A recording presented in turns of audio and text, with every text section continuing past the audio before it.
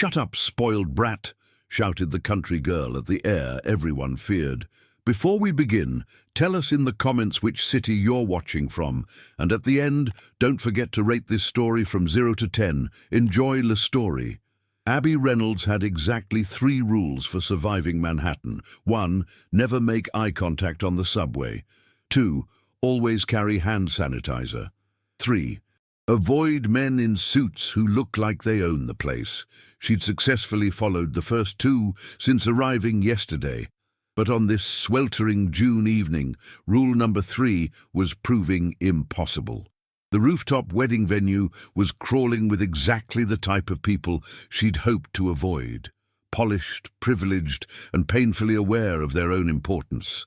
"You look like you're planning an escape route," her cousin Melissa whispered, appearing beside her in a cloud of expensive perfume and bridal glow.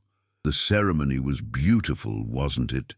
Abby forced a smile, tugging at the neckline of her emerald bridesmaid dress, the only piece of formal wear she'd packed for this 4-day excursion from her hometown of Mapleton, Wisconsin. "It was perfect." "You're perfect. Everything is perfect." "But?"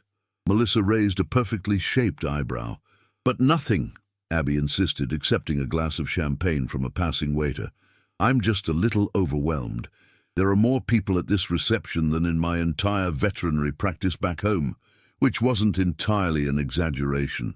Mapleton boasted a population of 8,422 souls, and at least half of them seemed to prefer the neighboring town's newer animal clinic.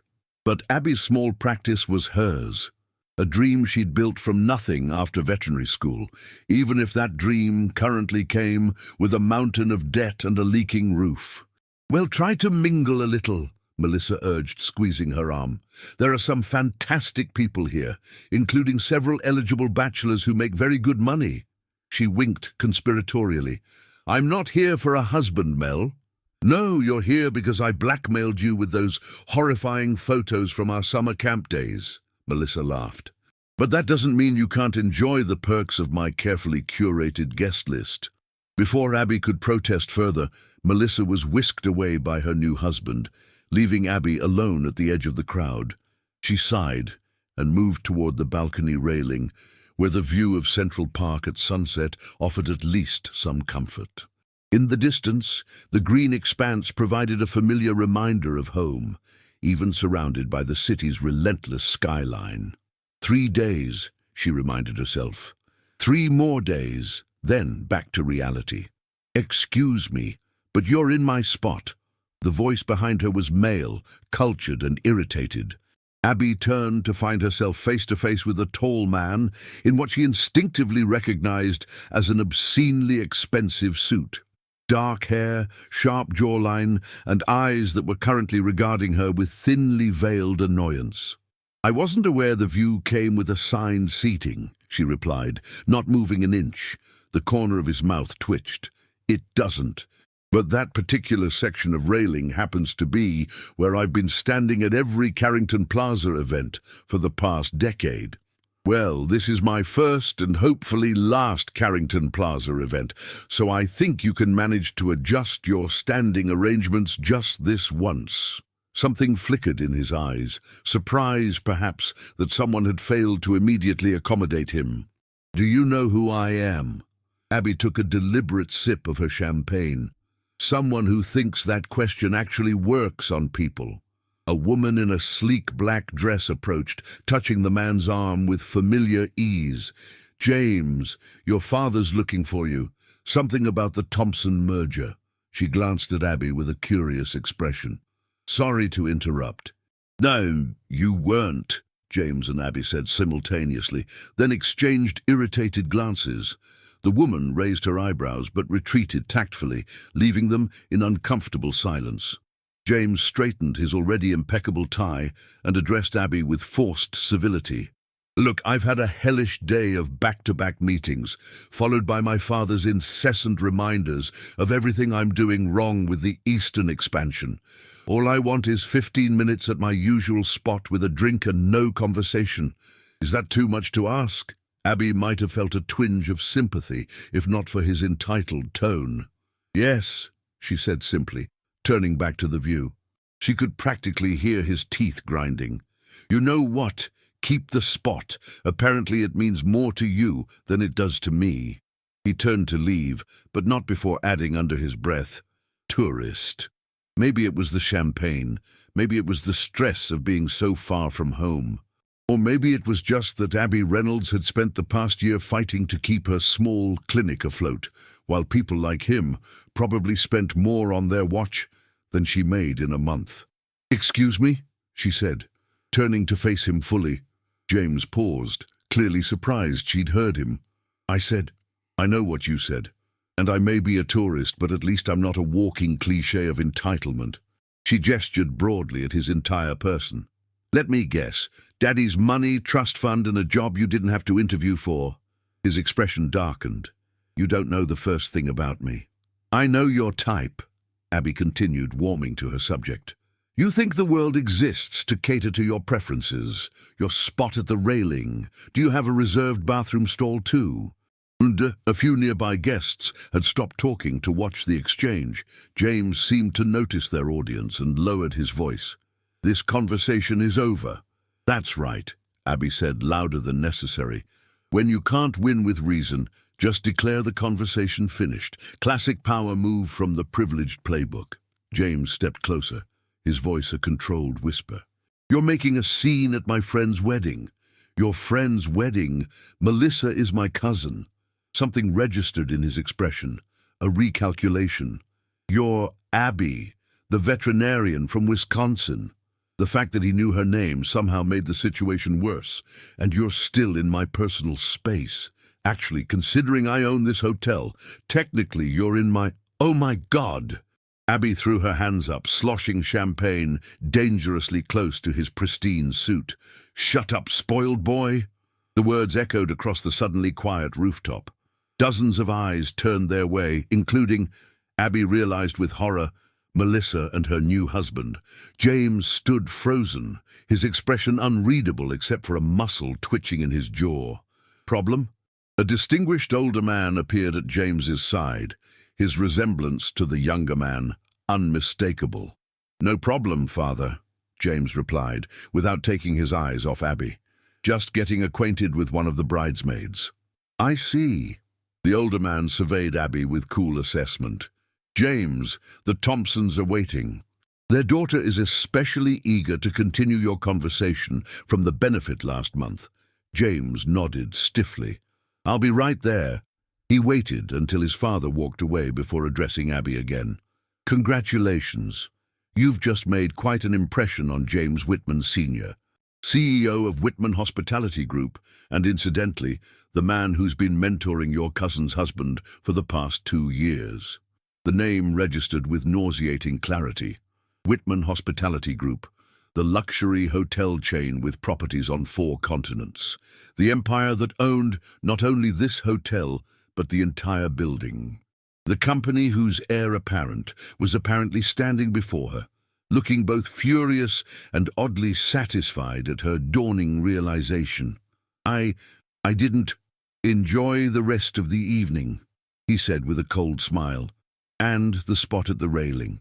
As you pointed out, I should learn to adjust my expectations." He walked away, leaving Abby clutching her champagne glass and wishing the elegant floor would open up and swallow her whole. "What was that?" Melissa hissed, appearing at her side in a whirl of white satin. "Did you just call James Whitman a spoiled boy? In front of everyone?" "He started it," Abby said weakly, immediately recognizing how childish it sounded. "He's one of the most eligible bachelors in Manhattan, and his family practically financed Brad's career." Abby's stomach sank further. "I didn't know who he was." "Well, now you do. And now he knows you as the crazy bridesmaid who caused a scene." Melissa pressed her fingertips to her temples. "Just try not to antagonize any more billionaires tonight, okay? For me?" "He's a billionaire?" Abby whispered, horrified. "Family money, yes. Now I need to go damage control. Just stay here, drink water, breathe." Melissa hurried away, leaving Abby alone with her mortification. Abby turned back to the railing, gripping it tightly as she stared out at the darkening city skyline. The worst part wasn't the public embarrassment, or even potentially causing problems for Melissa. The worst part was that everything she'd said to James Whitman reflected her own insecurities. Her clinic was failing. Last month, she'd had to let go of her only full-time assistant. The bank had made it clear that without significant improvement, they wouldn't extend her loan again. Abby Reynolds, who had graduated at the top of her class, who had sworn to bring quality veterinary care to her underserved hometown, was facing the very real possibility of failure. And she'd just alienated the one person at this wedding who probably had enough pocket change to solve all her problems. "Nice going, Abby," she muttered to herself. "Really nailed the big city experience." As if on cue, a large raindrop splashed onto the balcony beside her. Then another and another. Within seconds, the predicted evening thunderstorm arrived with dramatic intensity, sending wedding guests screaming and laughing as they rushed for cover inside. Abby remained at the railing, letting the rain soak through her dress as she finished her champagne. At least now her tears could blend in with the raindrops streaming down her face. She didn't notice James Whitman, watching her from inside, his expression unreadable as he absently declined the umbrella offered by an attentive waiter. Across the crowded reception, their paths had crossed once, disastrously. But in a city of endless possibilities, first impressions sometimes get a second chance, whether you want them to or not. The morning after the wedding, Abby woke to the insistent buzz of her phone.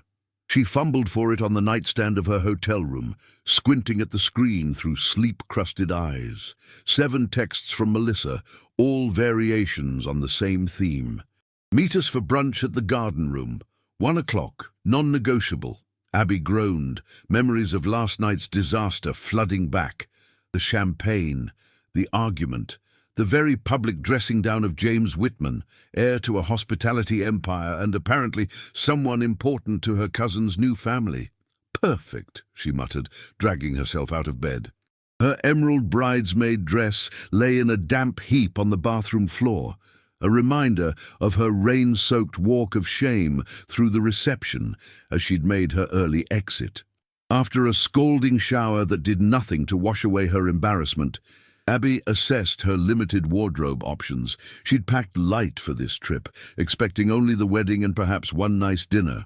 The sundress she pulled from her suitcase had a small coffee stain near the hem, barely noticeable, but suddenly glaring in the context of Manhattan brunch standards. "It's fine," she told her reflection as she attempted to tame her unruly auburn hair. "You're leaving tomorrow anyway. Just get through brunch, apologize to Melissa, and then you never have to see any of these people again."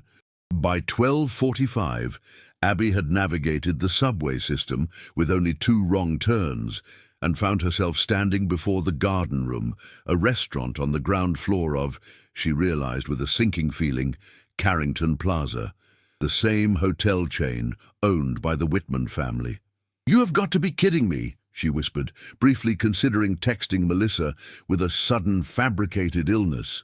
But the decision was made for her when her cousin appeared at the entrance, waving enthusiastically. "You're here! Thank God!" Melissa said, pulling her into a quick hug. "Brad's parents are inside with some of the wedding party.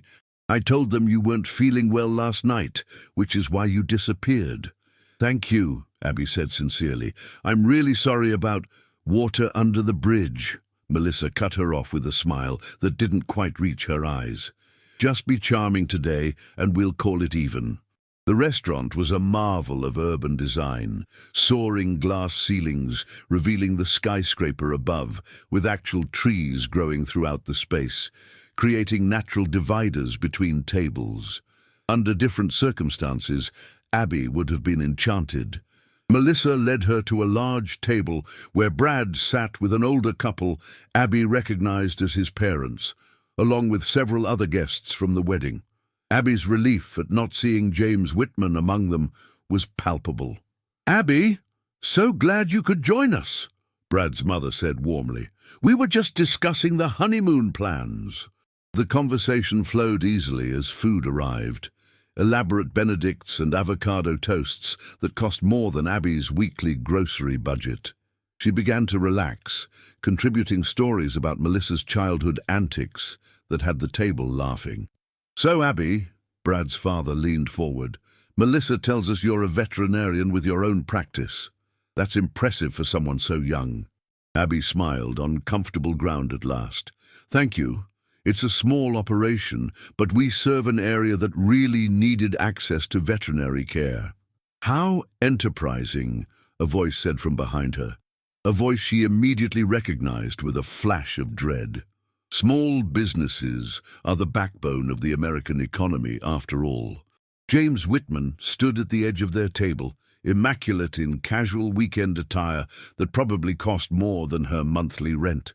His smile was pleasant, but his eyes, when they met hers, were cool and assessing. "James, we didn't expect to see you today," Melissa said, her voice pitched slightly higher than normal. "I had a meeting upstairs and spotted the wedding party," he replied smoothly. "Thought I'd stop by to congratulate the happy couple properly." Brad stood to shake his hand. "Thanks for coming last night, and for the obscenely generous wedding gift." "The least I could do." James's gaze shifted back to Abby. "I don't believe we were formally introduced last night. I'm James Whitman." The table had gone quiet, watching the interaction with interest. Abby swallowed hard. "Abby Reynolds," she managed, extending her hand. "Pleasure to meet you. Properly, I mean." His grip was firm but brief. "Likewise. I understand you're visiting from Wisconsin?" "Yes, Mapleton. It's a small town about 2 hours northwest of Milwaukee," he finished for her. "Known for its annual cherry festival and the historic watermill." Abby blinked in surprise. "You've been there?" "No," he said, the ghost of a smug smile playing at his lips. "But I make it a point to research places of interest." The implication that he'd looked up her hometown after their encounter sent an uneasy shiver through her. Before she could respond, Brad's mother chimed in. "James, you must join us. There's plenty of room." "Dill." To Abby's horror, the staff immediately produced another chair, placing it directly beside hers. James thanked them and sat down, his knee briefly brushing against hers under the table. "So, Abby," he said conversationally as he unfolded his napkin, "tell us more about your veterinary practice. What made you choose such a challenging career path?" There was something in his tone, a subtle emphasis that suggested he knew exactly how challenging her career currently was. Abby fought to maintain her composure. "I've always loved animals, and Mapleton needed a local vet. The closest clinic was 40 minutes away." "Admirable," James nodded, "though I imagine the economics of rural veterinary medicine must be difficult. Limited client base, price sensitivity in agricultural communities." "We manage," Abby said tightly. "Of course you do." He signaled a waiter without looking up. "Coffee, black, thank you." The conversation shifted to safer topics. Wedding highlights, honeymoon destinations, Manhattan restaurant recommendations. Abby contributed when appropriate, but remained acutely aware of James beside her, occasionally offering wry observations that earned laughs from the table. When the waiter arrived with the check, Brad reached for it, but James smoothly intercepted. "Please, my treat," he insisted. "Consider it part of the wedding festivities." "That's very generous," Brad's father said, though Abby noticed he didn't protest too strongly. "Actually," James continued, glancing at his watch, "I have another proposal. My family's keeping our box at the Yankees game this afternoon, but I can't attend. Why don't you all go? It would be a shame for it to sit empty." "Deal." The table erupted in enthusiastic acceptance, with Brad's father particularly excited about the prospect. "Abby, you'll join us, of course?" Melissa asked, eyes pleading. I should really pack. My flight's early tomorrow," Abby began, desperate for an escape. "What time?" James asked casually. 7:30? He nodded thoughtfully. "Plenty of time to enjoy the game and still get a good night's sleep. Besides, you can't visit New York without experiencing a Yankees game from the Whitman box. It's practically a cultural requirement." Everyone was looking at her expectantly. Refusing now would only draw more attention to the obvious tension between them. I guess I can pack tonight, she conceded. Excellent, James said, standing. The car will pick you all up in 30 minutes from the main entrance. I've arranged everything. He paused, directing his next words to Abby. Unfortunately, I have other commitments this afternoon. Business never sleeps in this city. What a shame, Abby replied, unable to keep the sarcasm from her voice. If the others noticed, they didn't show it. James made his goodbyes, leaving Abby with the unsettling feeling that she'd somehow lost a battle she hadn't realized she was fighting. 2 hours later, Abby found herself in the plushest sports venue she'd ever encountered. The Whitman box at Yankee Stadium was more like a luxury apartment, complete with a full bar, catered food, private bathroom, and a balcony with seats overlooking the field. This is insane, she whispered to Melissa as they helped themselves to the gourmet buffet. People actually watch baseball like this? Only people like the Whitmans, Melissa replied. James's father serves on the team's board of directors. I heard they paid $40 million for this box. Abby nearly choked on her spring roll. $40 million for the right to watch baseball, for the right to host clients, make deals, and be seen with the right people, Melissa corrected. It's not about baseball, Abby. It's about power. The first few innings passed pleasantly enough. Abby knew little about baseball, but enjoyed the atmosphere, the perfect weather, and the relentless flow of food and drinks. By the fourth inning, she'd almost forgotten the awkwardness of the morning, until her phone buzzed with a text from an unknown number. Enjoying the game, the view from seat 7 is particularly good. J.W. Abby frowned, looking down at her ticket. She was in seat 7. She glanced around the box, half expecting to see James lurking in a corner, but there was no sign of him. She typed back, "How did you get my number?" The response came immediately. "Melissa gave it to me, for emergency coordination purposes. Is that a problem?" Before she could reply, another message arrived. "By the way, there's a camera trained on our box. Wave to the Jumbotron in about 30 seconds. Sure enough, the massive screen across the field suddenly displayed their luxury box. The group cheered and waved enthusiastically when they noticed themselves on screen. Abby forced a smile, raising her hand half-heartedly. Her phone buzzed again. You could have put more effort into that wave. The people of New York are now disappointed. Despite herself, Abby smiled. She typed back, "I'm saving my energy for expressing how creepy it is that you're somehow watching me right now.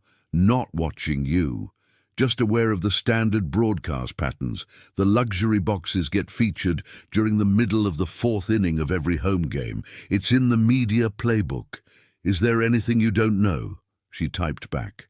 There was a pause before his response. Why someone who clearly dislikes everything I represent would rather sit miserably in my family's box than admit she doesn't want to be there?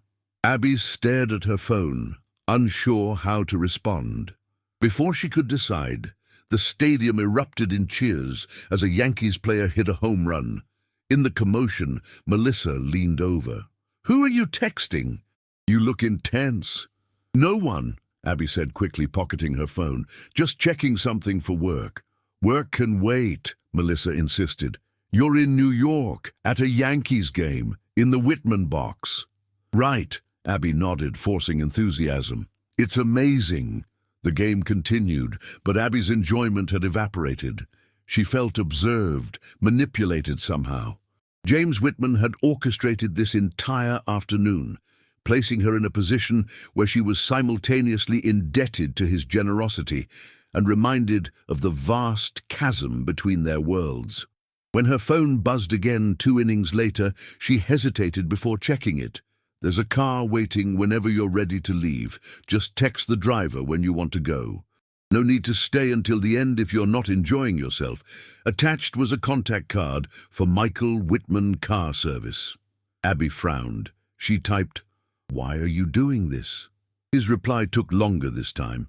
"Doing what?" "Offering you a comfortable exit strategy. Playing whatever game this is. Being helpful while simultaneously making me feel small." 3 dots appeared, disappeared, then appeared again before his message arrived. "That's not my intention. But it's interesting that's how you perceive it. Abby glanced at the others, all engrossed in the game and their conversations. She excused herself to use the private bathroom, locking the door behind her before calling the number. James answered on the second ring. "This is unexpected.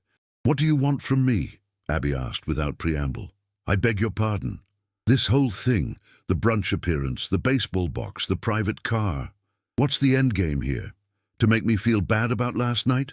Message received, loud and clear. There was a pause. "Is it so hard to believe I'm simply being hospitable to my friend's wedding guests?" "Yes," Abby said flatly. "Especially given our interaction last night." "Ah," he said, and she could almost hear him smiling. "So this is about your public outburst." "Which I'm sorry for," she added quickly. "I shouldn't have said what I did." "But you meant it." Abby hesitated. "That's not the point." "Actually, I think it's exactly the point," James replied. "You meant every word, and you're only sorry because you discovered who I am. If I'd been the hotel bartender, you wouldn't be apologizing now." The uncomfortable truth of his statement left her momentarily speechless. "Look," he continued when she didn't respond, "I don't particularly care what you think of me, Miss Reynolds. But I do care about Melissa and Brad, who seem to value your presence in their lives. So I'm making an effort to be civil. Nothing more complicated than that." "Fine," Abby said, suddenly exhausted by the whole situation. "You've been civil. You've been generous. Your duty to Melissa and Brad is fulfilled. Can we just agree to avoid each other until I leave tomorrow?" Another pause. "If that's what you want, it is." "Very well. Enjoy the rest of the game. The car will still be available whenever you're ready to leave." The line went dead. Abby stared at her reflection in the mirror, surprised to find herself trembling slightly. There was something about James Whitman that got under her skin, a smugness, a certainty, an ease with wealth and power that reminded her of everything she was struggling to achieve back home. When she returned to the group, the game had reached its final innings. Melissa was deep in conversation with Brad's mother about honeymoon details. No one seemed to notice Abby's distracted silence as she watched the game without seeing it, counting down the minutes until she could politely leave. By the time the Yankees secured their victory, Abby had composed a mental list of everything she needed to do once back in Mapleton. Call the bank about extending her loan, reach out to local farmers about potential large animal services, maybe even explore a partnership with the new clinic in the neighboring town. Reality awaited, 90 minutes from now, in a hired car back to her hotel room, and then tomorrow, on a plane back to Wisconsin. "That was amazing," Melissa gushed as they gathered their things. "We should get a group photo before we leave." They huddled together with the field in the background, handing a phone to one of the attendants to capture the moment. As the group dispersed to collect their belongings, Abby's phone pinged with a new text message. "Change of plans. Your flight tomorrow has been upgraded to first class, departing at 9 instead of 7:30. The extra sleep should help with the champagne headache I'm assuming you'll have after tonight's farewell dinner at Le Cirque.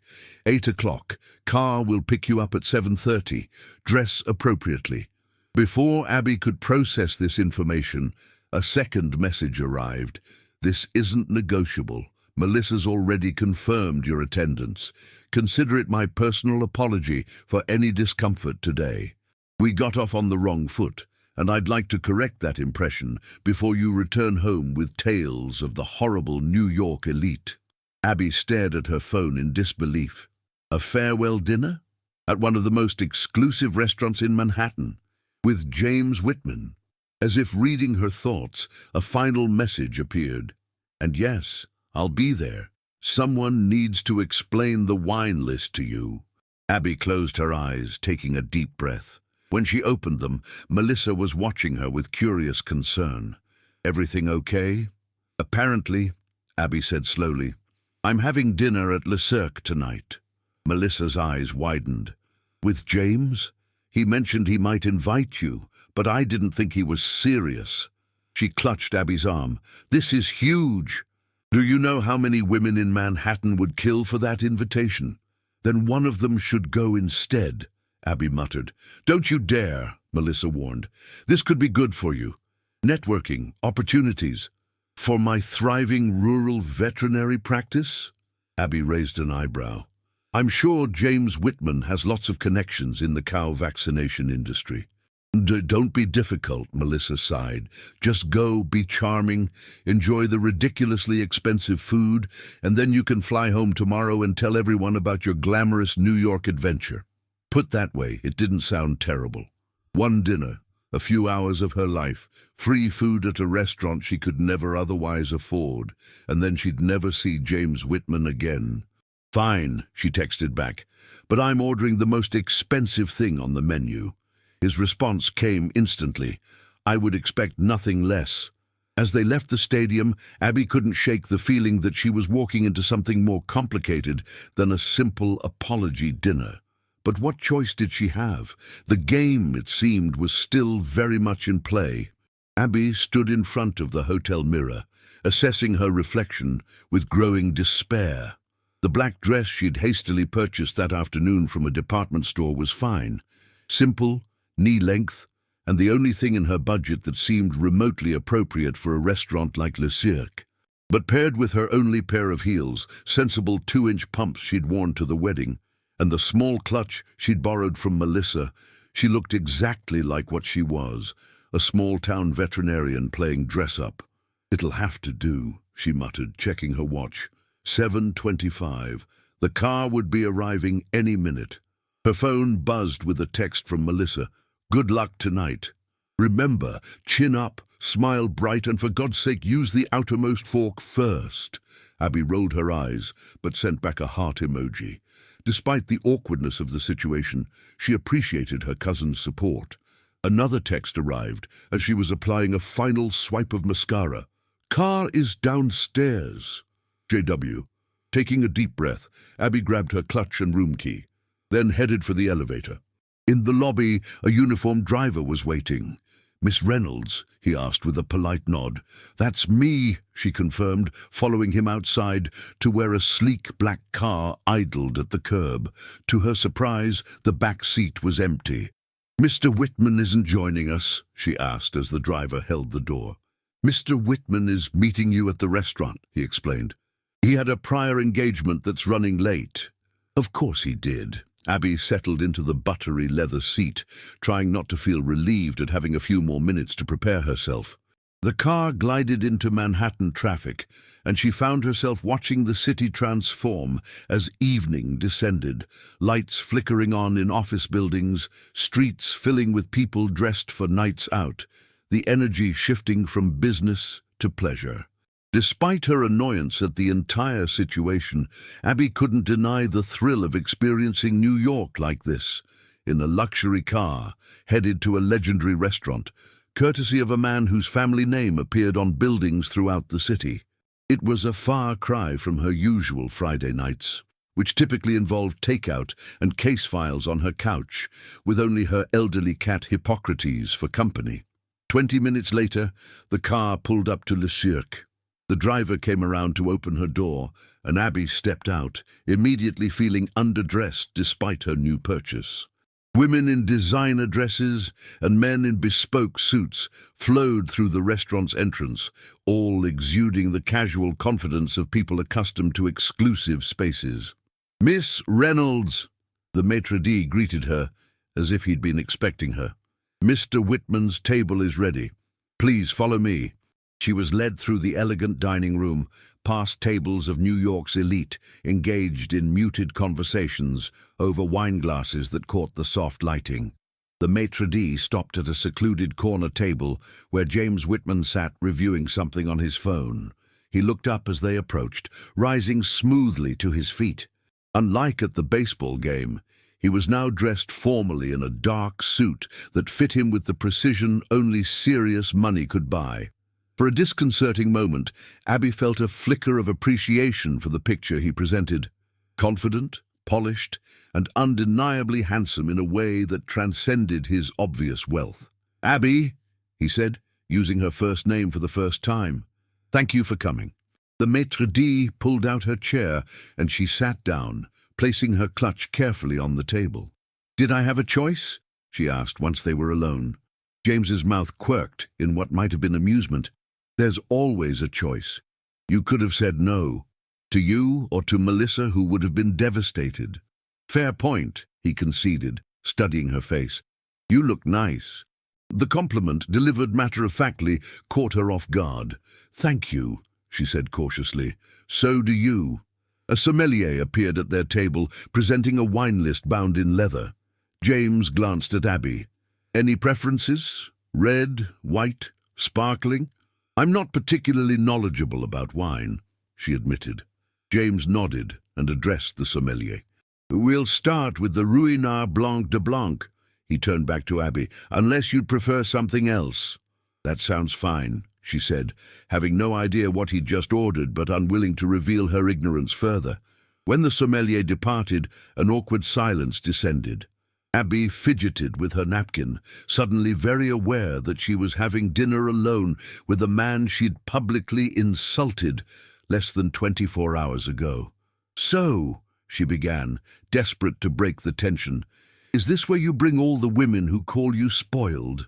To her surprise, James actually laughed, a genuine sound that transformed his usually guarded features. "You're the first, actually. I usually prefer to avoid people who find me insufferable. Yet here we are." "Yet here we are," he agreed, his expression sobering. "I wanted to apologize properly for yesterday. My behavior at the wedding was less than gracious." Abby blinked, not having expected an apology from him. "I think I'm the one who should be apologizing. I was out of line." "We both were," James said diplomatically. "I was having a terrible day and took it out on you. That spot at the railing." He paused, seeming to consider his words carefully. "It's where my mother used to stand at events. She passed away 10 years ago. It's a habit, not an entitlement." Abby felt a flush of shame. "I'm sorry, I didn't know. How could you?" He shrugged, the gesture too casual to be entirely genuine. "My point is, I was rude. You responded in kind, and now we have the opportunity to start fresh." He extended his hand across the table. "James Whitman, hotel heir, occasional jerk, trying to do better." After a moment's hesitation, Abby took his hand. Abby Reynolds, small-town vet, defensive about her life choices, could probably use fewer chips on her shoulder. Their handshake lingered a moment longer than necessary before James released her hand. The sommelier returned with their champagne, performing the ritual of presentation and pouring with practiced elegance. James raised his glass. "To second impressions." "To second impressions," Abby echoed, taking a sip.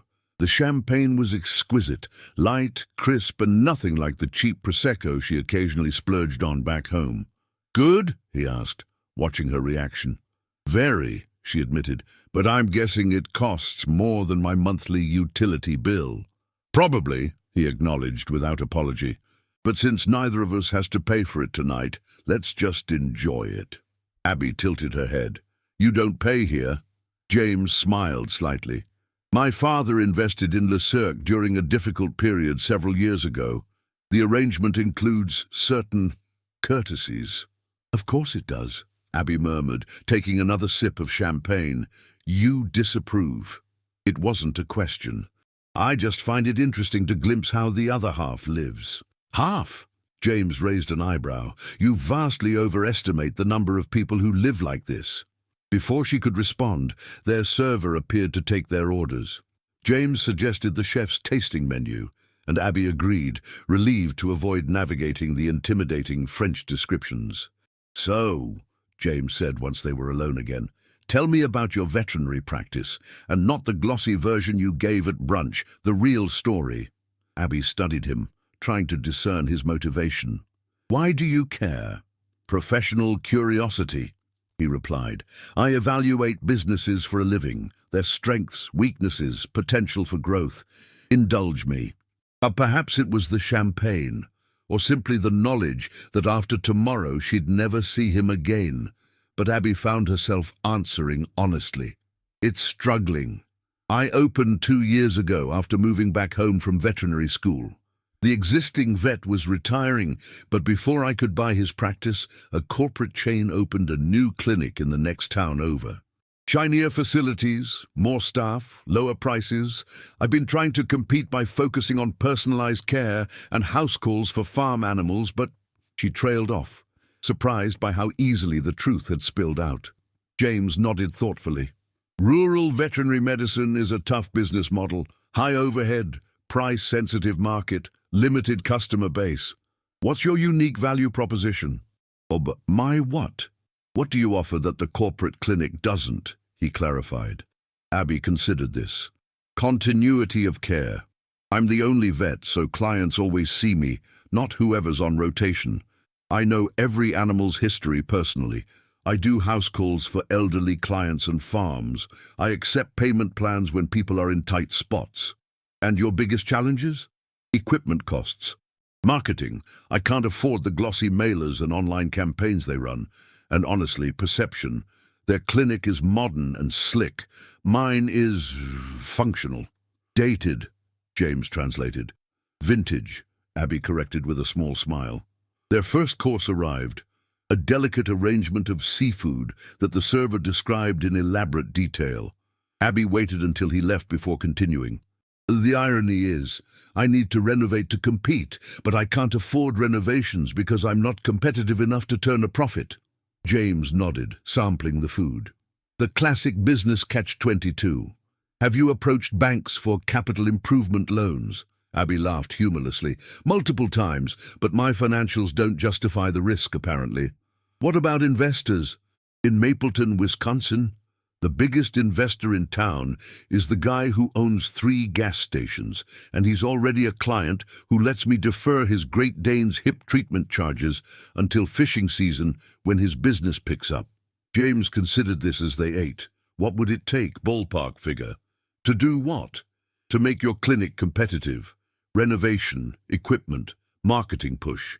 Abby shrugged. I don't know. 75,000? 100,000? It might as well be $1 million for all the chance I have of getting it. James nodded, making no comment. The conversation shifted to lighter topics as they progressed through the exquisite tasting menu. Abby found herself relaxing as they discovered shared interests in hiking and old movies.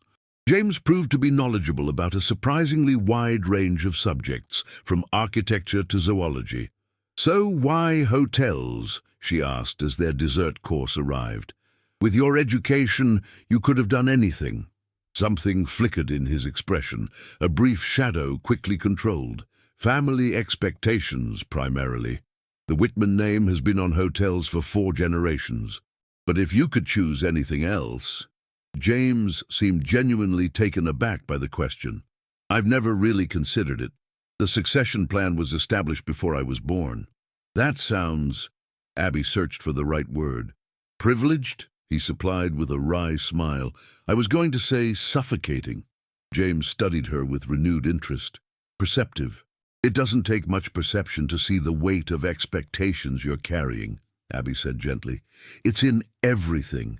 How you hold yourself, how you interact with staff, how you talk about the future. Always calculating, always aware of the Whitman reputation. For a moment, James looked genuinely startled, as if she'd seen something he thought was well hidden. Then his expression smoothed back into polite neutrality. We all have our burdens to bear, he said lightly. Mine just come with better accommodations than most. True enough, Abby acknowledged, deciding not to push further. She glanced at her watch, surprised to find that nearly 2 hours had passed. I should probably get going soon. Early flight tomorrow. About that, James said, setting down his dessert fork. I've been meaning to mention something. Abby narrowed her eyes. What did you do? Nothing dramatic. I simply learned that there's a serious conference in Chicago this week. Midwest veterinary specialists, I believe, continuing education credits, networking opportunities, vendors showcasing the latest equipment, that sort of thing. The MVS annual conference, Abby said slowly. It's one of the biggest events in the region, but I couldn't afford to go this year. Yes, well, it seems there was a last-minute cancellation. The organizers had an empty spot for a small practice vet from Wisconsin. James removed an envelope from his jacket and slid it across the table. "Your registration package. The flight I arranged for tomorrow now stops in Chicago instead of continuing directly to Milwaukee. Hotel is covered for 3 nights. Conference starts Monday." Abby stared at the envelope without touching it. "Why would you do this?" "Consider it an investment in rural veterinary care." "I don't need your charity," she said stiffly. James sighed. "It's not charity, Abby. It's an opportunity. One you'd have taken yourself if your practice were in better financial shape. Would you refuse a scholarship because it meant someone else paid for your education? That's different." "Is it?" He pushed the envelope closer to her. "Take it or don't. But don't reject it just because it came from me." Abby tentatively picked up the envelope, opening it to find conference credentials, hotel confirmation, and a modified airline ticket. "I don't understand why you're doing this." James considered her question for a long moment. "Let's just say, I recognize determination when I see it. You're fighting for something that matters to you against significant odds. That deserves support." There was something in his voice, a sincerity that contradicted the smooth, privileged persona he typically projected.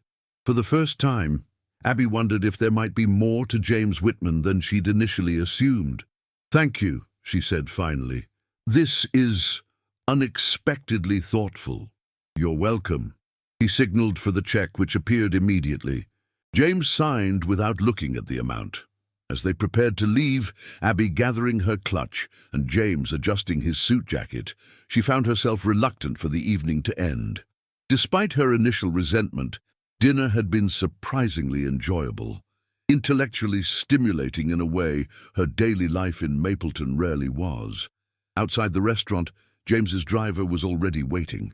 "Can I drop you at your hotel?" he offered. "That would be nice, thank you." The drive passed in comfortable silence, the city lights casting shifting patterns through the car windows. When they arrived at her hotel, James walked her to the lobby. "Well," Abby said, suddenly awkward, "thank you for dinner and the conference. It was all very unexpected," James suggested. "I was going to say nice, but unexpected works too." She extended her hand formally. "Goodbye, James Whitman." He took her hand, but instead of shaking it, he raised it to his lips in a gesture so archaic and yet so fitting to the evening that Abby couldn't help but smile. "Until our paths cross again, Abby Reynolds." "I doubt they will," she said honestly. "The world has a strange way of surprising us."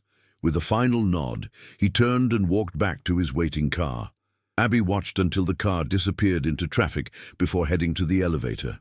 In her room, she carefully laid out the conference materials on the bed, still processing the unexpected turn her New York trip had taken. Her phone buzzed with a text from Melissa. "How was dinner?" "Details, please."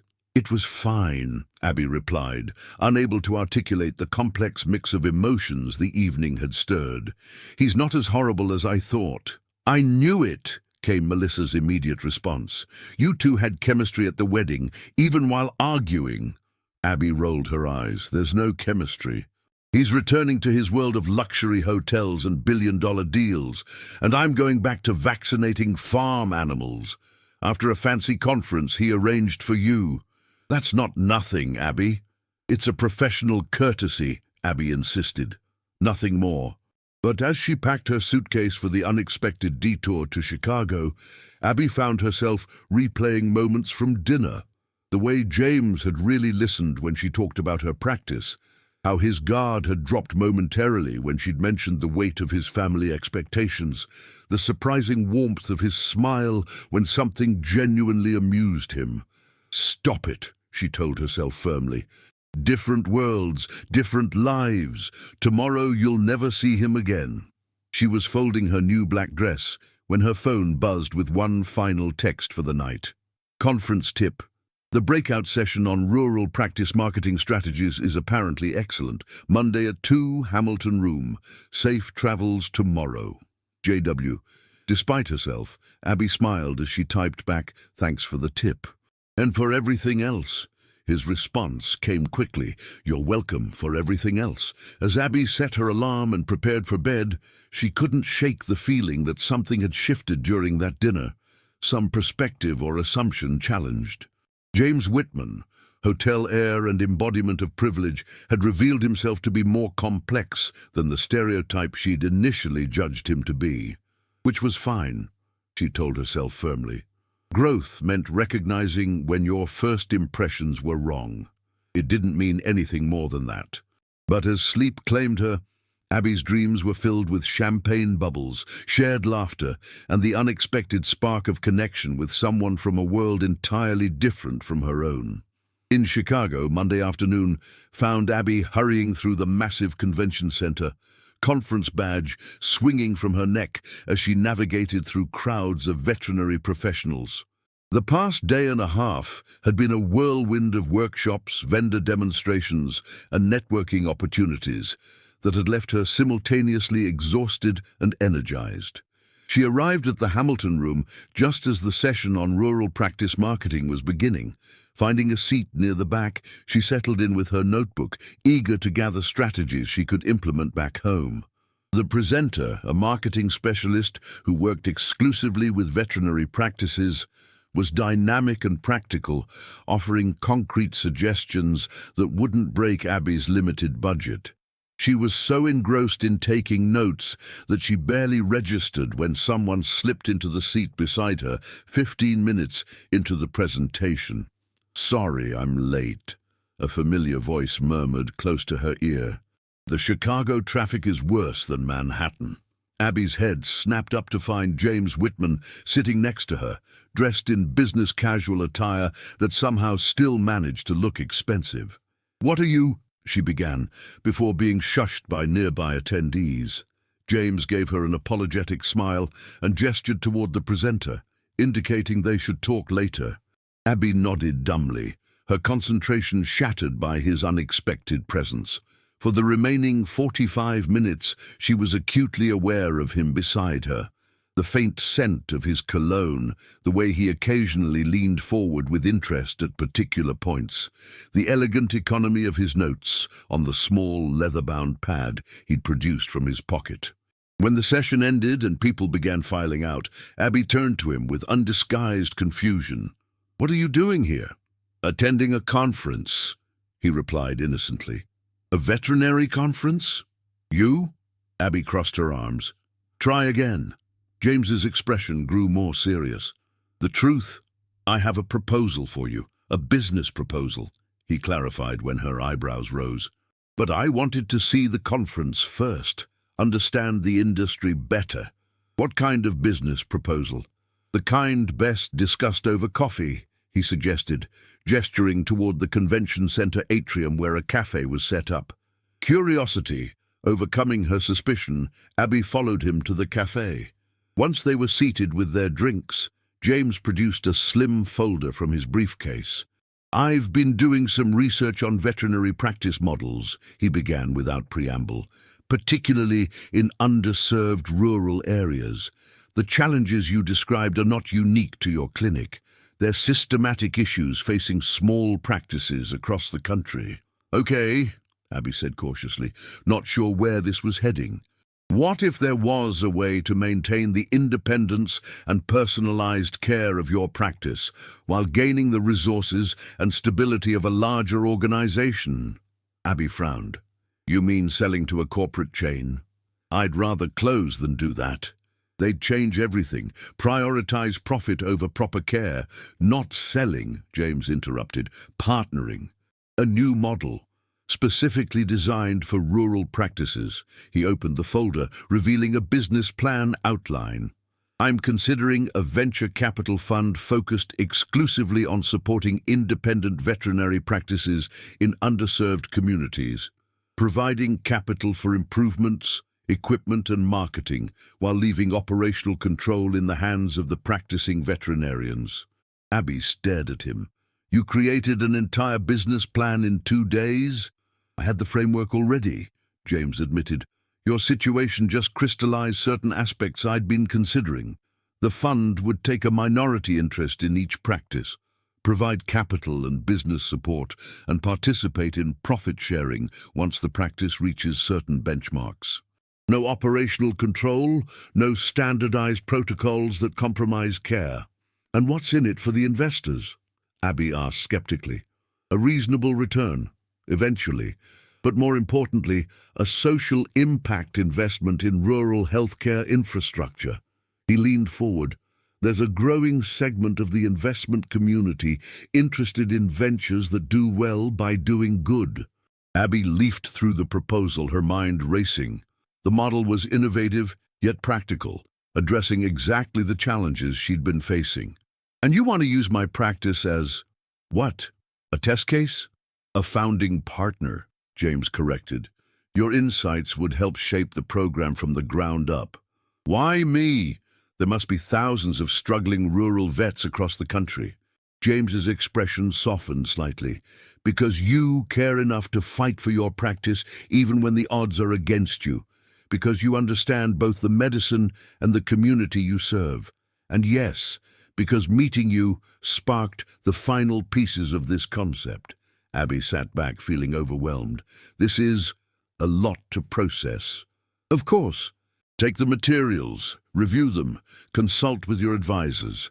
James handed her the folder. I'll be in Chicago until Wednesday morning. We could meet tomorrow to discuss any questions you might have. You're serious about this? Completely. His eyes held hers steadily. Sometimes the right business decision and the right ethical decision can be the same thing.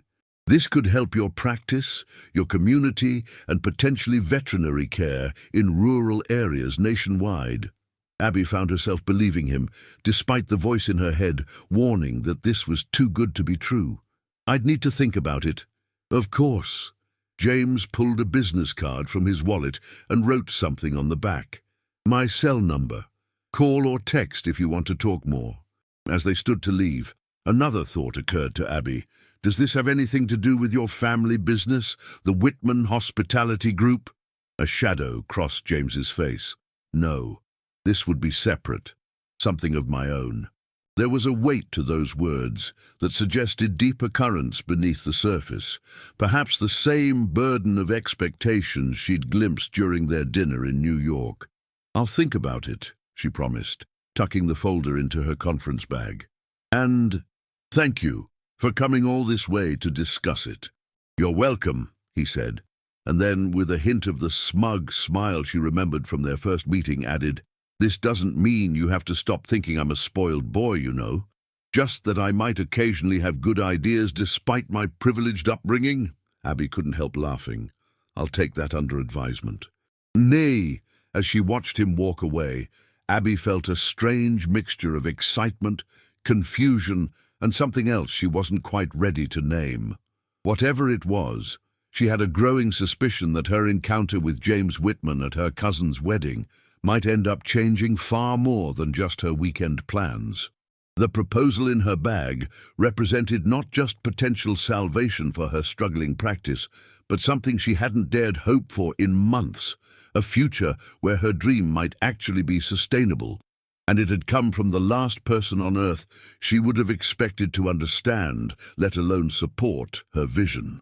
Life, it seemed, had a sense of humor after all.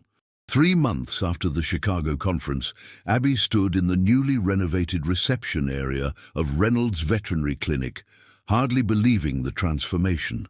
Gone was the worn linoleum and outdated furniture, replaced by warm wood floors, comfortable seating, and a modern reception desk. The cramped examination rooms had been expanded, state-of-the-art diagnostic equipment installed, and a proper surgical suite now occupied what had once been storage space. Dr. Reynolds? Her new receptionist, Emma, appeared in the doorway. Your 9:30 is here, and Mr. Whitman is on line 1. Thanks, Emma. Abby picked up the phone, unable to suppress her smile. This is becoming a habit, James. Twice in 1 week.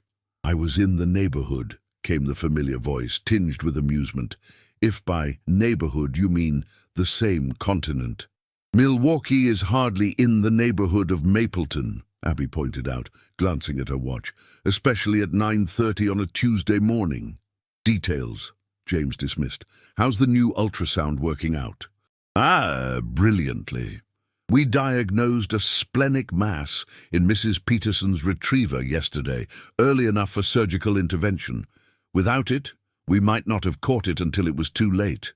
That's exactly the kind of outcome we're hoping for with the Rural Veterinary Initiative." The name still gave Abby a small thrill. What had begun as a proposal over coffee in Chicago had rapidly evolved into a full-fledged venture, with Abby's practice serving as the pilot program. True to his word, James had provided capital without interference, allowing her to make all clinical decisions while benefiting from his business acumen and resources. "And the local paper is running a feature on the clinic's transformation next week," Abby told him. "I mentioned the initiative. Hope that's okay." "Perfect timing.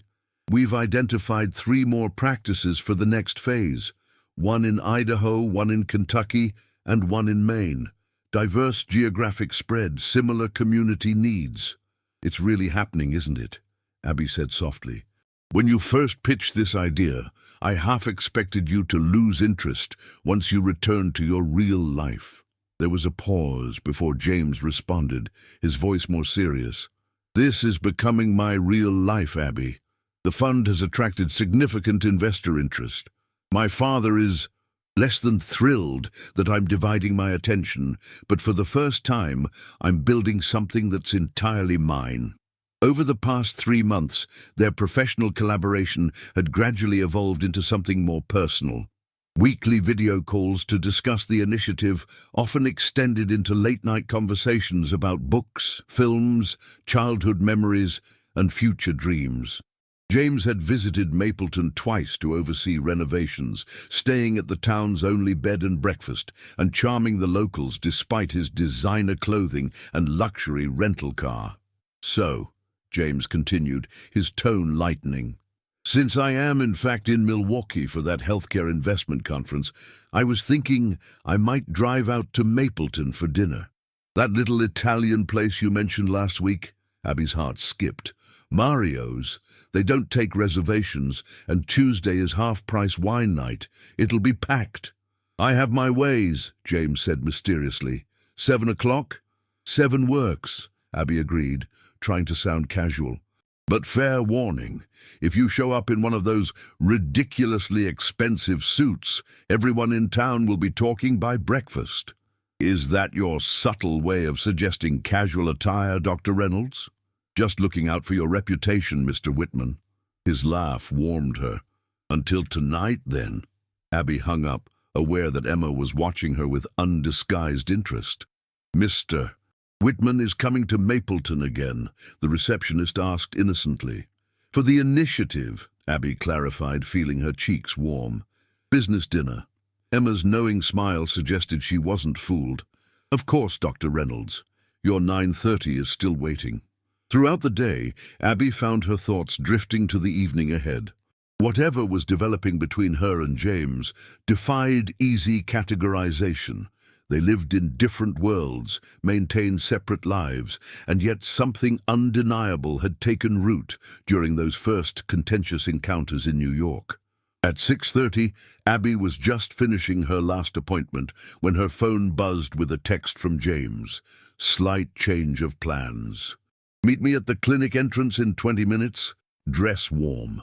Intrigued, Abby quickly changed from her scrubs into jeans and a sweater, adding a light jacket as suggested.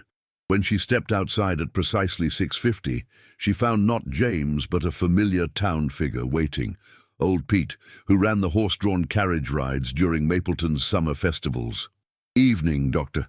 Reynolds," he greeted her with a tip of his weathered cap. "Your chariot awaits." Bemused, Abby allowed Pete to help her into the carriage, where she found a woolen blanket and a thermos of what proved to be hot chocolate, spiked with something that warmed her from the inside. The carriage set off through town as dusk settled, following a route that showcased Mapleton's picturesque historic district. At the town park, Pete stopped beside an ancient oak tree, where a picnic had been arranged, complete with lanterns, cushions, and covered dishes from Mario's. James stood waiting, dressed in jeans and a casual sweater that still somehow looked like they cost more than her monthly car payment.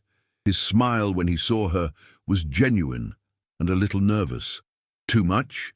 he asked, as Pete helped her down from the carriage. "It's perfect," Abby admitted, surveying the scene. "Though how you convinced Mario to do takeout when he barely agrees to let people box their leftovers is beyond me. I may have purchased an excessively expensive case of wine for the restaurant," James admitted sheepishly. "Your local businesses are remarkably amenable to negotiation."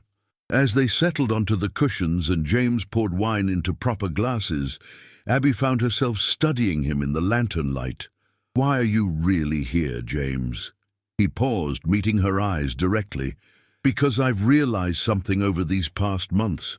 The work we're doing with the initiative matters. It's important and fulfilling. But that's not why I keep finding excuses to come to Mapleton." "Why then?" "Because somewhere between you telling me to shut up at a wedding and us rebuilding your practice, I started to measure my days by when I next get to talk to you." He set down his glass, his expression open and vulnerable, in a way the polished heir to the Whitman Empire rarely allowed. "I've spent my entire life following a predetermined path. You're the first person who's made me want to forge a new one." Abby's breath caught. "James, we live in completely different worlds." "Do we?" he challenged gently. "Or do we just have different starting points? Because from where I'm sitting, we both care about making a difference, building something meaningful, and finding someone who sees us for who we really are, not just what we appear to be." He reached for her hand, his fingers warm against hers. "I'm not asking for promises, Abby. I'm just asking if you're willing to explore whatever this is between us. Without preconceptions about spoiled heirs or small-town limitations." The lantern light caught the sincerity in his eyes, and Abby felt the last of her resistance melting. "I suppose I could be persuaded to reconsider my first impression of you," she said with a small smile, "even if you did arrange an absurdly romantic picnic just to make your point." "Is it working?" James asked, his smile matching hers. Instead of answering, Abby leaned forward and kissed him lightly. "You're still occasionally insufferable," she murmured against his lips. "And you're still refreshingly direct," he replied, drawing her closer. Above them, stars emerged in the darkening sky as two people from very different worlds discovered that sometimes the most unexpected beginnings lead to the most perfect partnerships. 6 months into their relationship, Abby and James had developed a rhythm that somehow worked despite the geographical challenges. Weekends in Mapleton or Manhattan, daily video calls, and the occasional surprise visit had become their norm. The Rural Veterinary Initiative was thriving, with 12 practices now participating across the country and genuine interest from medical journals in their innovative model. But beneath the surface, tensions were brewing. "You're unusually quiet," Abby observed as they walked along the shore of Lake Michigan on a crisp fall evening. James had arrived unannounced at her clinic that afternoon, his expression tight despite his casual greeting. "My father had a heart attack yesterday," he said abruptly. Abby stopped walking. "James, why didn't you call me? Is he okay?" "He'll recover. It was minor, caught early." James stared out at the water.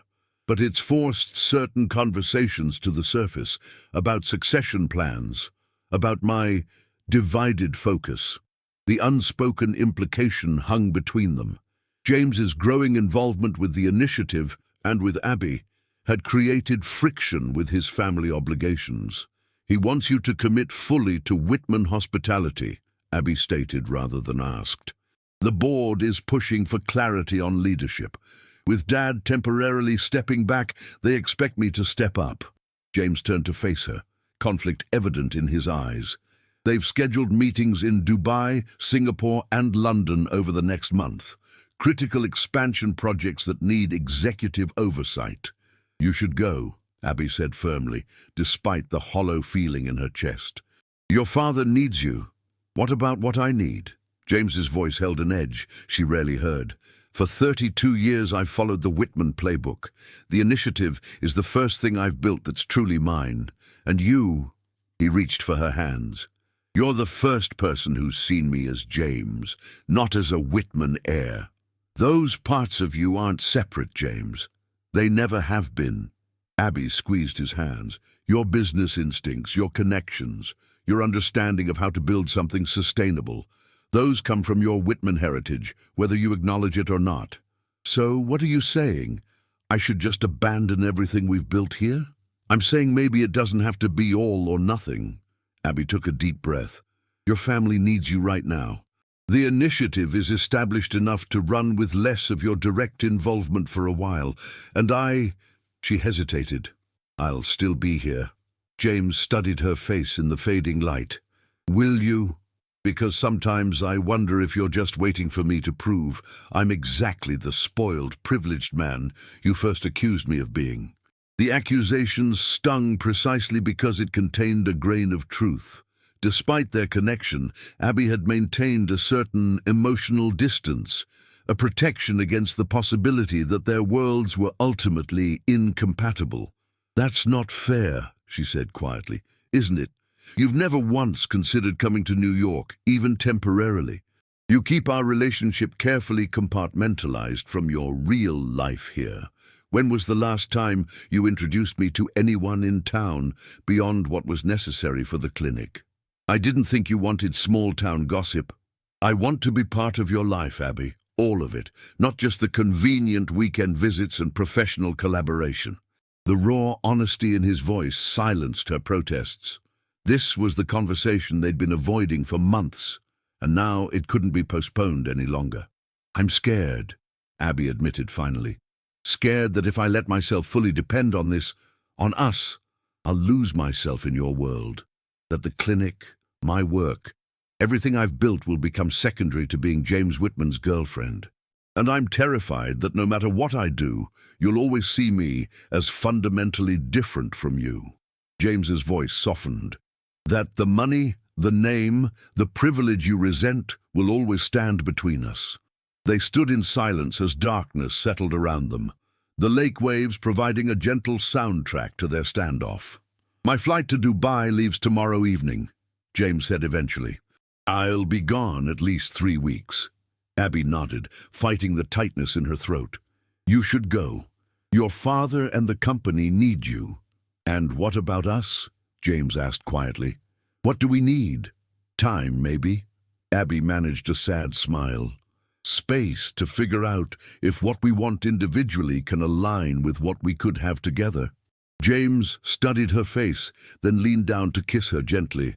I've never been good at space, he murmured against her lips, but I'm excellent at finding my way back to what matters. As they walked back to her house in the gathering darkness, both were acutely aware that their relationship had reached a crossroads. The fairy tale of the country veterinarian and the hotel heir was colliding with reality, and neither knew if their story would survive the impact. In the weeks that followed, Abby threw herself into her work.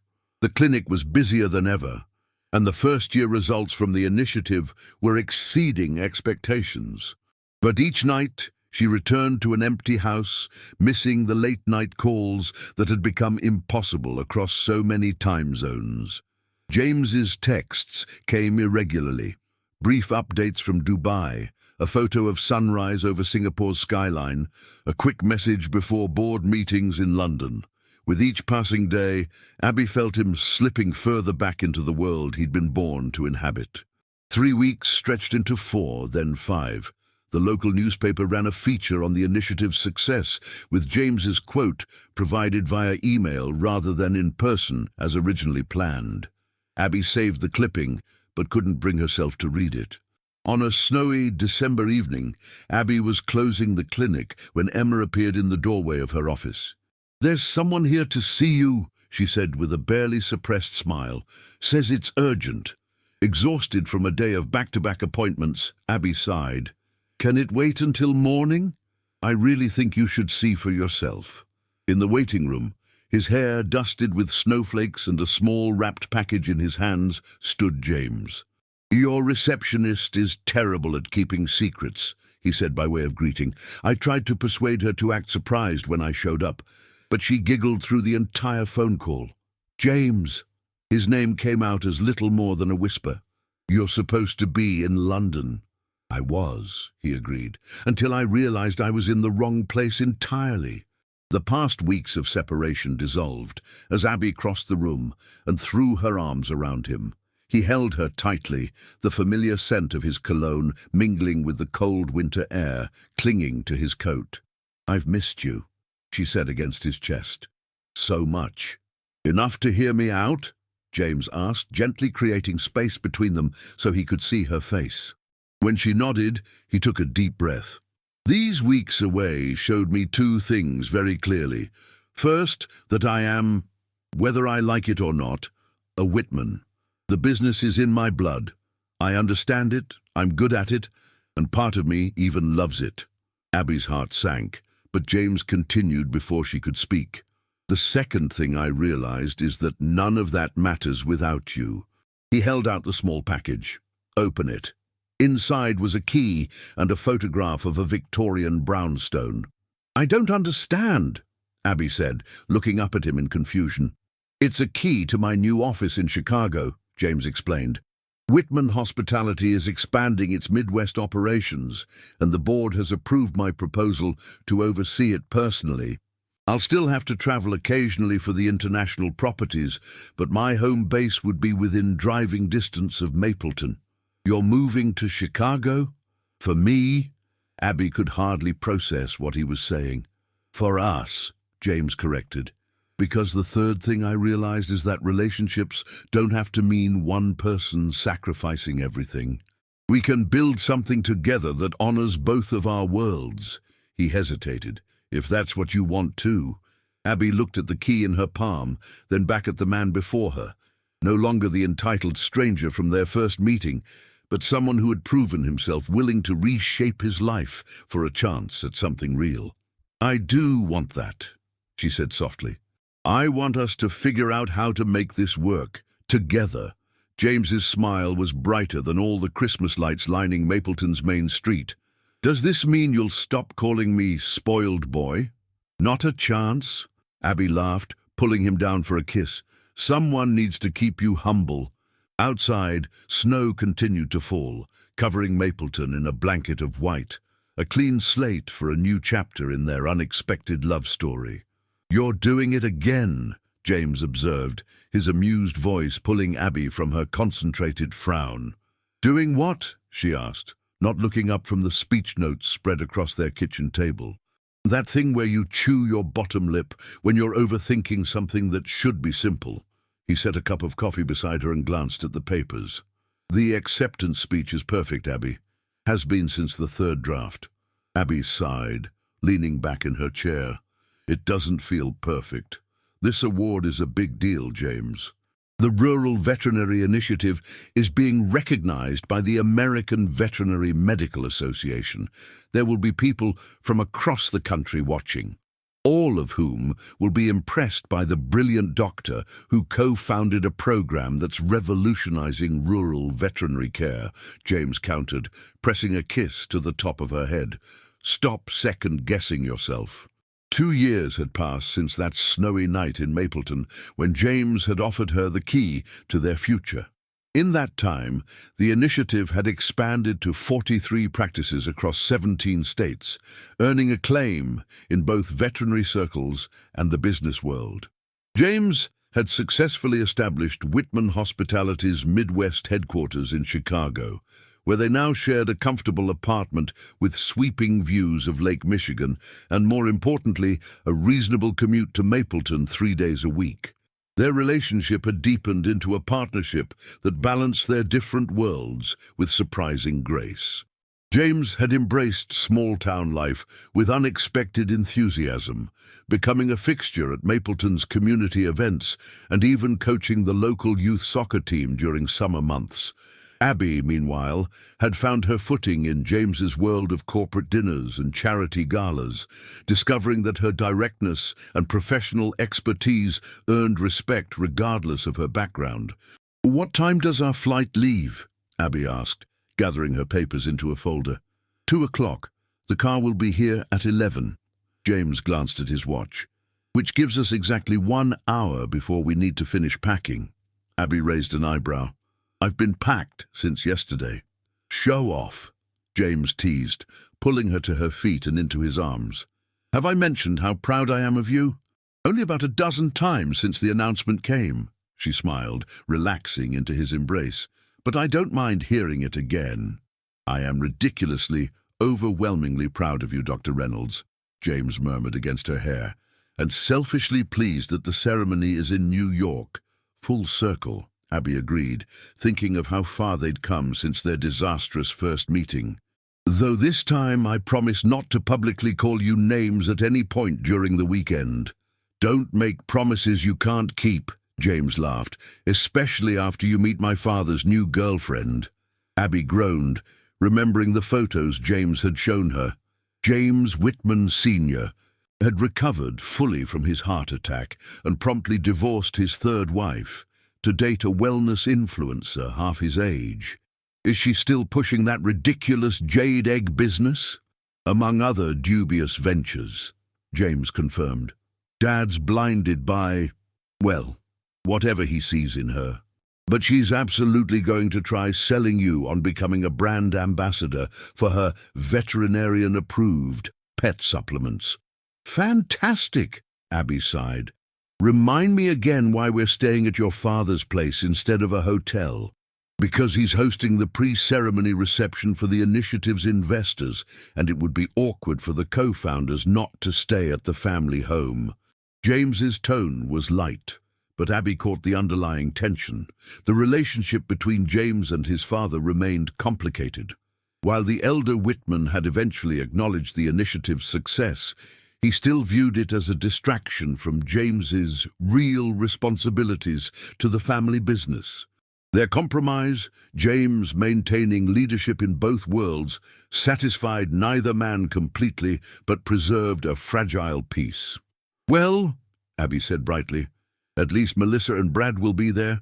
How are they settling into the new apartment? James's face softened. Good deflection, they're loving it. Brad's promotion to senior VP came with an impressive upgrade in Manhattan real estate. Melissa's already texted 3 times about meeting for breakfast tomorrow. I've missed her, Abby admitted. Despite their different lifestyles, her cousin had remained a steadfast supporter of her relationship with James. Though I haven't missed the Manhattan dress code, please tell me my outfit for the ceremony is appropriate. James's slow smile was answer enough. The blue dress is perfect. I may have trouble concentrating on the actual award with you wearing it, but that's my problem. Shameless flatterer, Abby accused, but she couldn't help smiling back. As they finished their preparations for the trip, Abby reflected on how naturally their lives had intertwined. The path hadn't always been smooth. There had been arguments about priorities, adjustments to different lifestyles, and the occasional clash of values. But underneath it all was a foundation of mutual respect and understanding that had only strengthened with time. The Whitman family home on Manhattan's Upper East Side was exactly as imposing as Abby remembered from her first visit a year earlier. 5 stories of historic architecture filled with priceless art and generations of wealth. Welcome back, Miss Reynolds. The butler greeted them at the door. Mr. Whitman, your father is in the library with Miss Taylor. James nodded his thanks, leading Abby through the marble-floored entrance hall. Ready to meet Hurricane Kimberly, he whispered. As I'll ever be, Abby replied, straightening her shoulders. The library was a 2-story masterpiece of dark wood and leather-bound books. James Whitman Sr. stood by the fireplace, still commanding, despite his recent health challenges. Beside him, a willowy blonde in yoga attire was mid-sentence about something called energetic alignment.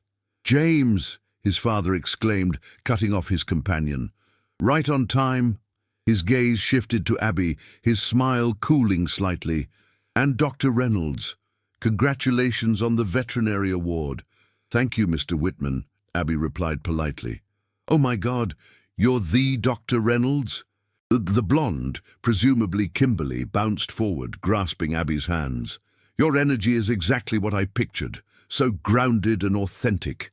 I've been dying to talk to you about my Paws and Claws wellness line. It's totally aligned with your holistic approach." Abby shot James a helpless look as Kimberly launched into a detailed explanation of crystal-infused pet collars. He intervened smoothly. "We'd love to hear all about it at dinner, Kimberly, but we should probably settle in first. Long flight." Of course, of course." Kimberly released Abby's hands. "We have all weekend to connect." As they escaped upstairs to the guest suite, Abby collapsed onto the king-sized bed with a groan. "Crystal-infused pet collars? Really?" "I warned you," James reminded her, loosening his tie. "Just wait until she tells you about the aura-cleansing dog shampoo." "Your father actually seems happy, though," Abby observed, despite the obvious. "Money-grabbing?" James suggested. "Dad's always had terrible taste in women after my mother. At least this one makes him laugh." He checked his watch. "We have 2 hours before dinner. Nap or shower?" "Shower, definitely," Abby decided. "And then I need to review my notes one more time." James caught her hand as she headed toward the bathroom. "The speech is perfect," he said firmly. "You're perfect. Everything else is just details." Abby smiled, some of her tension easing. "How do you always know exactly what I need to hear?" "Practice," he replied with a grin. 2 years of intensive study in the complex field of Abby Reynolds. Dinner was exactly the mixture of awkward and amusing that Abby had expected. Kimberly dominated the conversation with increasingly outlandish wellness theories, while the elder Whitman alternated between indulgent smiles at his girlfriend and pointed questions to James about hotel operations in Dubai. "The initiative seems to be getting considerable attention," he commented during dessert, in what appeared to be a grudging acknowledgement of their success. "The AVMA award is a significant validation," James replied carefully. "The model works, Dad. We're expanding to 15 more practices next year." His father swirled his brandy. "And the return for investors?" 16% above projections," Abby supplied, "with measurable improvements in veterinary access across participating communities." The elder Whitman studied her with newfound interest. "Impressive. Perhaps there's something to this pet project after all." The pun was clearly intentional, his small concession to humor. James's hand found Abby's under the table, a silent acknowledgement of the small victory. His father's approval, however conditional, meant more than James would ever admit aloud. "We should make an early night of it," James suggested as coffee was served. "Tomorrow we'll be busy with the ceremony preparations." Upstairs in their suite, Abby kicked off her heels with a sigh of relief. "That wasn't as bad as I expected," she admitted, unzipping her dress. "Your father almost paid me a compliment." "A historic moment," James agreed, loosening his tie, "to be commemorated alongside your award tomorrow." As they prepared for bed, Abby found herself reflecting on the journey that had brought them to this moment. "Did you ever imagine, when I yelled at you at Melissa's wedding, that we'd end up here?" James considered this as he hung his suit jacket. "Honestly, there was a moment, right after you called me spoiled boy in front of everyone, when I had the strangest thought." "What was it?" "That you were the first person who'd seen through me in years." His expression turned thoughtful. "It was refreshing in a terrifying sort of way," Abby laughed. "I was mortified afterward. I thought I'd ruined Melissa's wedding and possibly her husband's career. Instead, you launched a national initiative and found yourself stuck with the insufferable heir you insulted." James pulled her close. "Funny how life works out." "Funny indeed," Abby agreed, resting her head against his chest. The award ceremony was held in the grand ballroom of the Whitman Plaza, the same hotel where they'd first met. As Abby took her place at the podium, facing hundreds of veterinary professionals and initiative supporters, she couldn't help but appreciate the symmetry. "The Rural Veterinary Initiative began with a problem," she started, her voice steady despite her nerves. "Small, independent practices across rural America were disappearing, leaving communities without accessible veterinary care. The conventional wisdom said this was inevitable, that economic realities made these practices unsustainable. Her gaze found James in the front row, his encouraging smile giving her strength. What we needed wasn't conventional wisdom. We needed a new model, one that preserved the independence and personalized care of small practices while providing the resources and support of larger organizations. We needed innovation, investment, and most importantly, a belief that rural communities deserve the same quality of veterinary care as urban centers. As she continued her speech, Abby felt a profound sense of rightness. The initiative had grown beyond anything she'd imagined that night in Chicago, impacting thousands of animals and their humans across the country.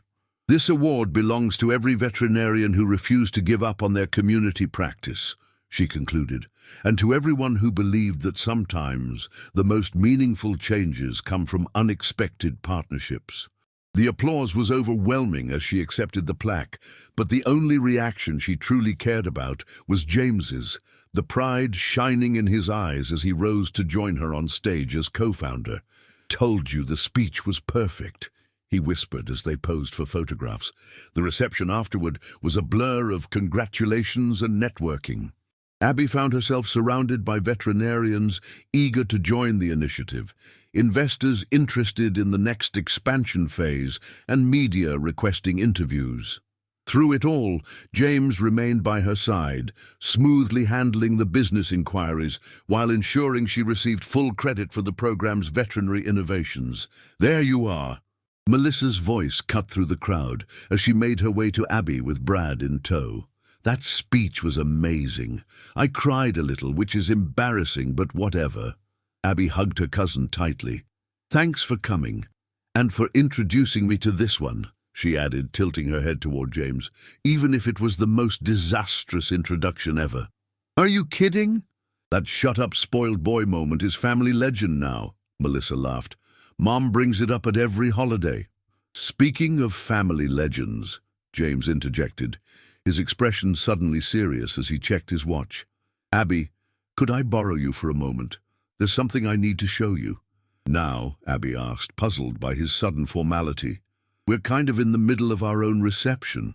"It's important," he insisted, with a meaningful glance at Melissa that Abby couldn't interpret. "Go," Melissa urged, giving Abby a small push. "We'll cover for you." Confused but intrigued, Abby allowed James to lead her away from the reception and into an elevator. "Where are we going?" "You'll see," was his only response as he pressed the button for the top floor. When the doors opened, Abby immediately recognized the rooftop venue where Melissa's wedding had been held and where she and James had first clashed. Unlike that night, the space was now empty, save for a small table set for two, with champagne chilling in an ice bucket and the city lights twinkling around them. "James, what is this?" Abby asked, even as understanding began to dawn.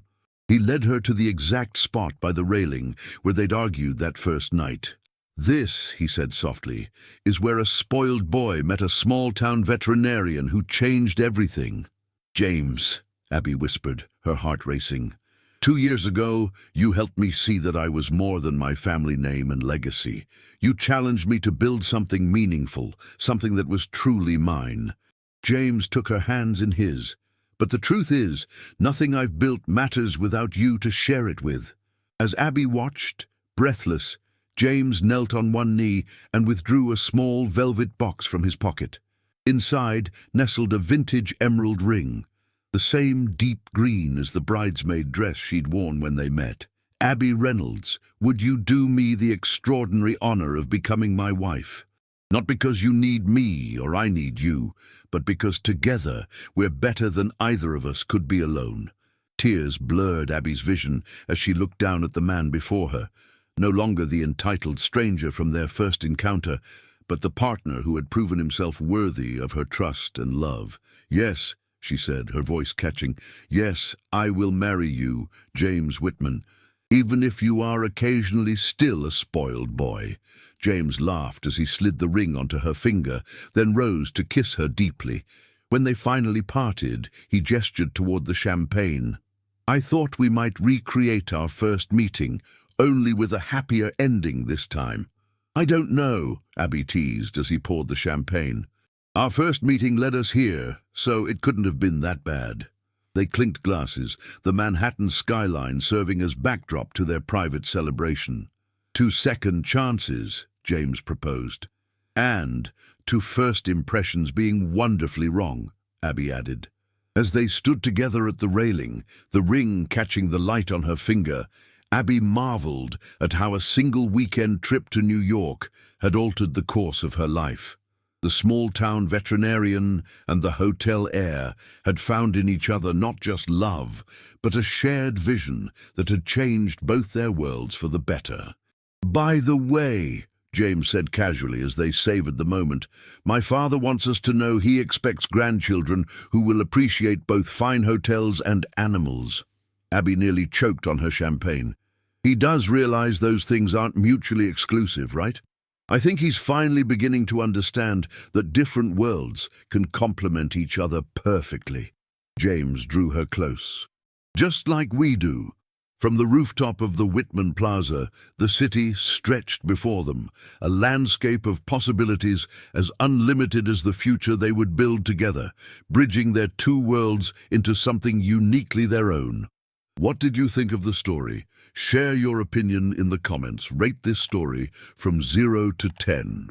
What was your score? Subscribe to the channel and turn on the notification bell to follow all our stories and have fun.